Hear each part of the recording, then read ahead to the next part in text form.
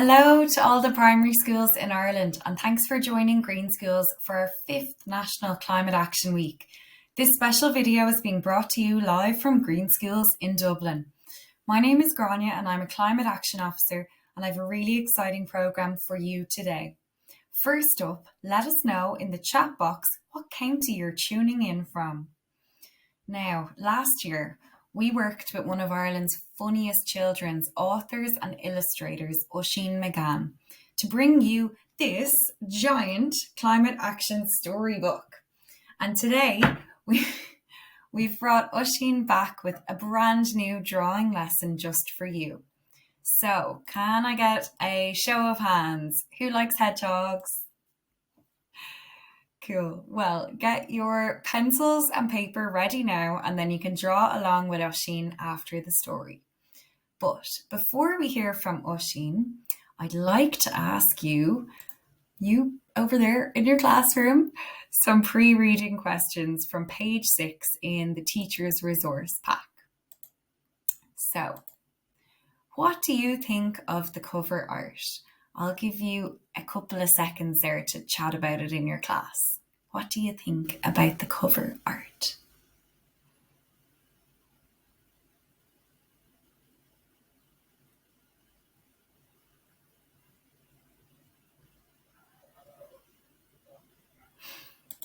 Do you have a place near your school or home that looks like this?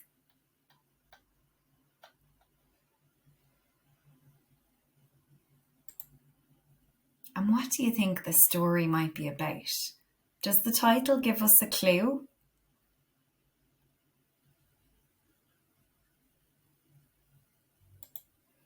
I'm going to read the back cover now.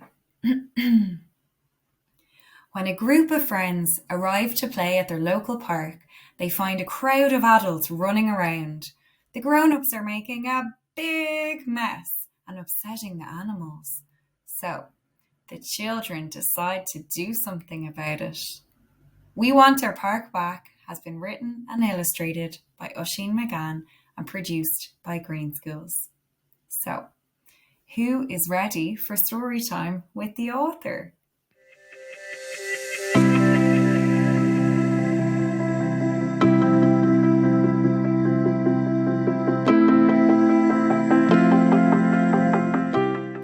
Hi, I'm Oisín McGann, and I'm a writer and illustrator, which means that I write stories and draw pictures for books. And this is a book I did for Green Schools that I'm going to read to you now. And I always like looking for the extra little things in pictures in books, things that don't kind of get mentioned in the story but are interesting to look at. And I did this book with loads of little details that I thought kids would enjoy picking out. So I'm going to read it to you now and see, I'll talk about some of the stuff in the pictures, but see what else you can spot as well.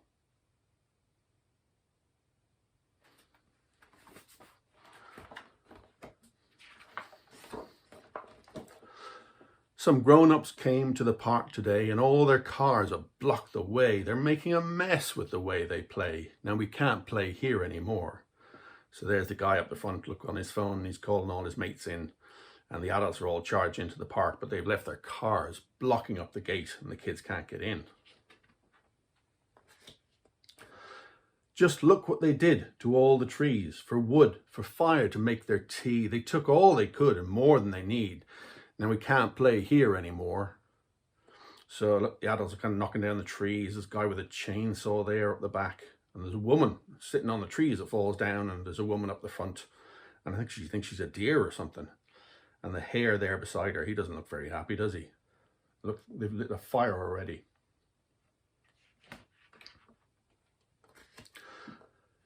They cooked up smoke with their campfires too. Burning wood they took, and the smoke it blew in our faces too, a sick stinky stew.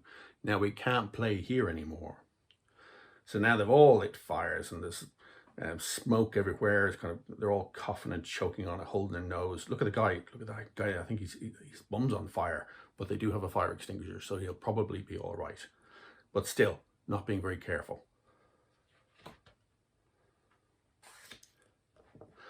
Look at this rubbish. It's filled the lake. All the yucky gunk only humans make. More poisonous junk than the lake can take.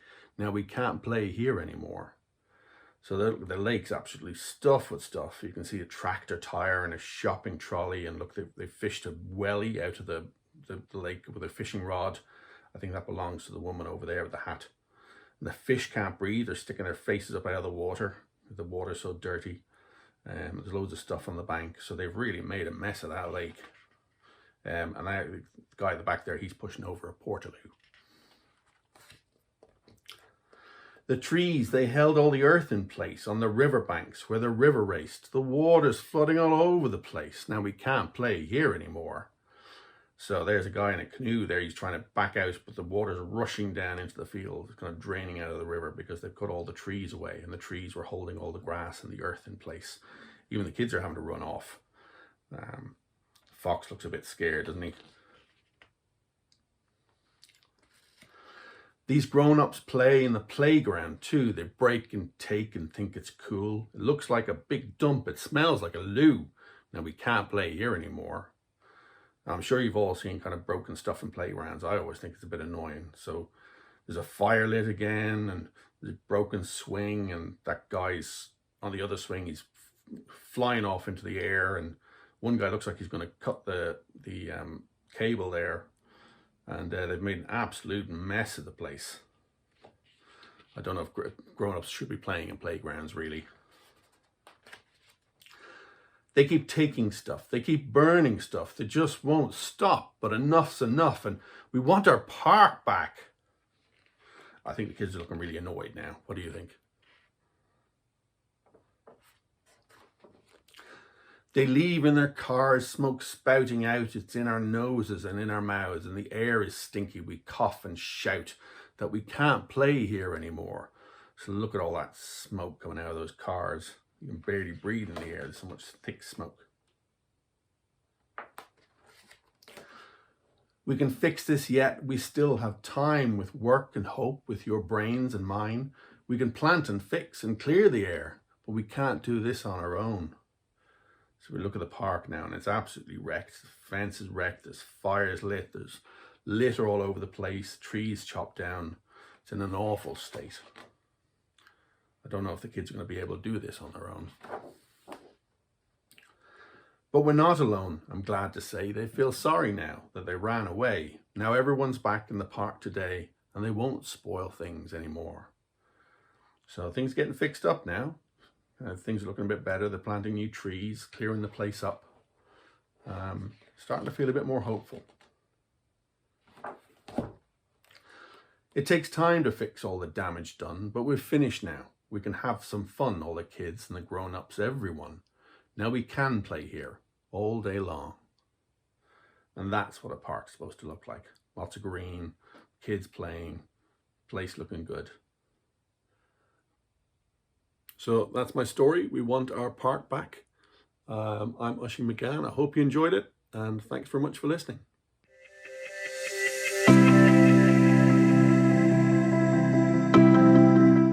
So now that we've read the book, I'm going to do a drawing, and there were a lot of animals in the book, and I thought I'd pick one of those to draw. I'm going to pick the hedgehog. I thought he's cute. He's got a bit of character to him. Now, when I start off drawing, I normally start off using a pencil, and I use a pencil because it's easy to rub out, and I always make mistakes when I'm drawing. It's perfectly okay to make mistakes. Pencil's kind of hard to see on the sheet when I'm filming, so I'm going to use the thin pen. We're going to pretend this is a pencil, although it won't rub out. And I'm also going to use a thick pen, and it'll make it easier to see. It'll make it look more like one of the pictures in the books. I'm just going to be drawing in pen, so I won't be colouring it in because we have to do this quite quickly. But it'll give you an idea of how I go about drawing the pictures. So let's draw our hedgehog. Now I'm going to start with really simple shapes. I don't kind of just draw the outline when I'm starting. I always start off with and try and imagine what it looks like all the way through. And really all I'm doing at this point is I'm figuring out where things are going to go. So I'm not trying to draw a perfect outline. And when I was young, I thought, when I was starting out, I thought that everything had to be perfect. Every line had to be perfect when I started. But actually that's not true. And if you watch anybody who draws for books, you'll find that they kind of do this really rough bit first. So you'll see the kind of shape of it very roughly, but you won't see, it won't look like a finished picture yet. And because this isn't a pencil, I kind of have to go really lightly. I'm not doing any very heavy lines at all. And I'm going to do the arm here. So you can kind of see the shape of it, but it still doesn't look like, they don't look like finished lines. So he's kind of sitting on the ground there. And do the other leg. So this is kind of when they're sitting on their haunches, sitting up. Because of course he's a four-legged animal, so he'd be on his all four legs most of the time.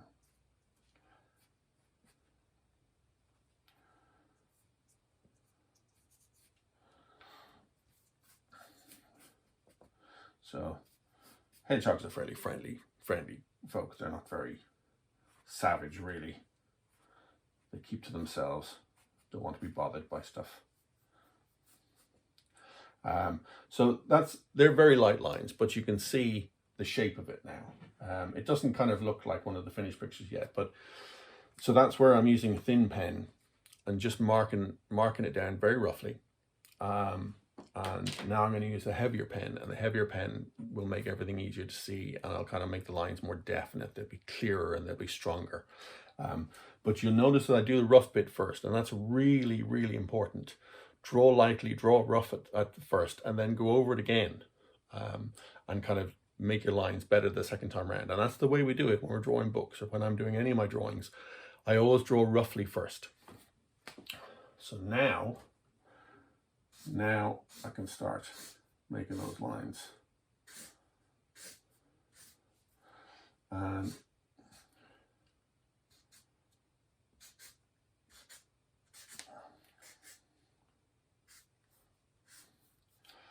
I kind of want to give him look like it's framing his face here. So I'll do these spines coming around his face. And good little eyebrow there. A little eyebrow there.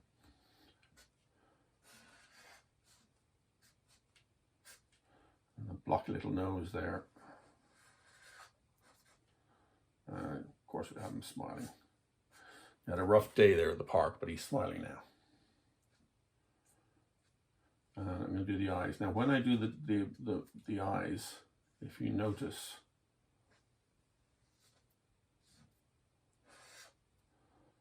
I'm going to leave a little white dot there, if you can see it.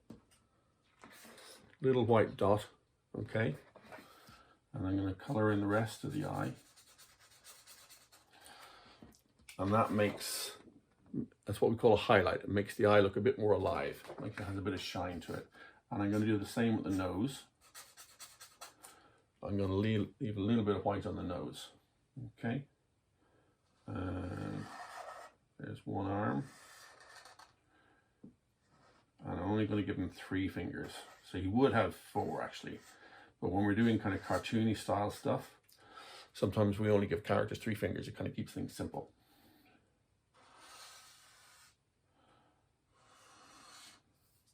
So again, I'm going over my lines, but I'm making them more definite. And I'm being a bit more careful about keeping it smooth now, making things join it properly. Okay, we'll do this other leg.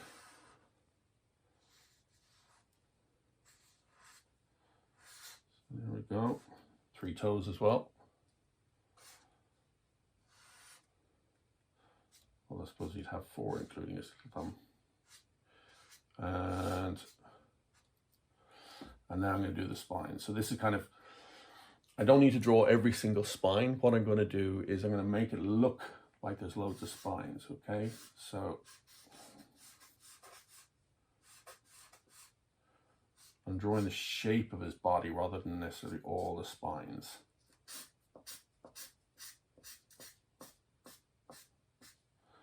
So again, we'll have them come up to the arm there like that. They make a nice shape, all the spines on the hedgehog. looks like he's had it styled. So, and I think they only have a very short little tail, so I'm only going to leave a little bit of a tail there.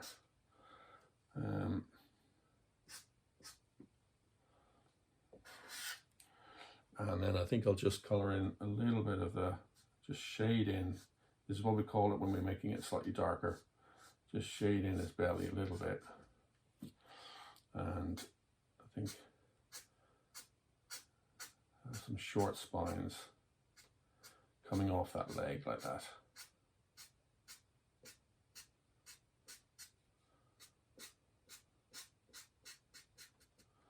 There we go. Maybe just a little bit of fur around the edges of his arms.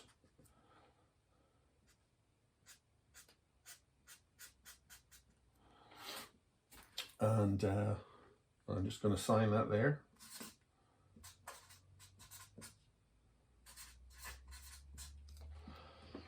And there is our hedgehog.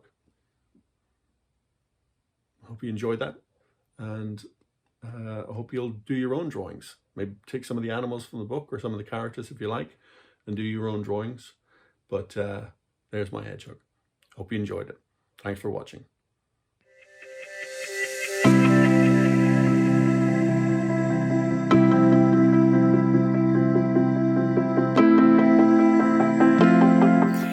Oisín, thank you so much for joining us today and reading your new storybook for all the classrooms here today. If anyone out there has a question for Oisín, type it in the Q&A box now. It's your chance to hear from the author and illustrator of We Want Our Park Back. I really cannot wait to see all the children's hedgehog drawings. But don't worry, if you haven't finished your hedgehog yet, you'll have plenty of time. Once you've finished colouring it in, we'll ask your teacher or parent to post a photo of your hedgehog on Facebook, Twitter or Instagram. Tag Green Schools Ireland so we can see it and use the hashtag Climate Action Week. And one lucky person will win Oisín's hedgehog. But that is not all we have. So if you have a copy of the book in your classroom now, can you find out what page the hedgehog is on? Might be a few pages. Quick, let us know in the chat box now. The first correct answer will win a signed copy of We Want Our Park Back.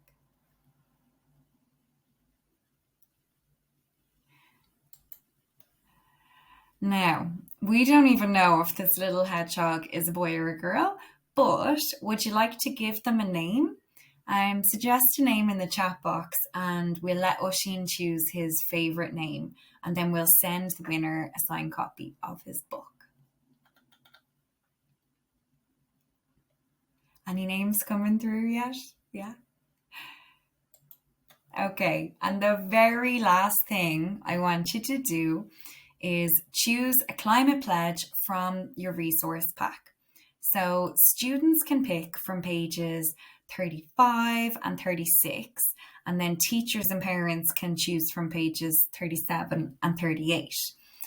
So for example, plant native trees, have a zero waste lunch. I hope everyone here is walking, cycling or scooting to school if they can. Have a no power hour, growing your own food, so much fun. Having a shallow bath, learning about climate change.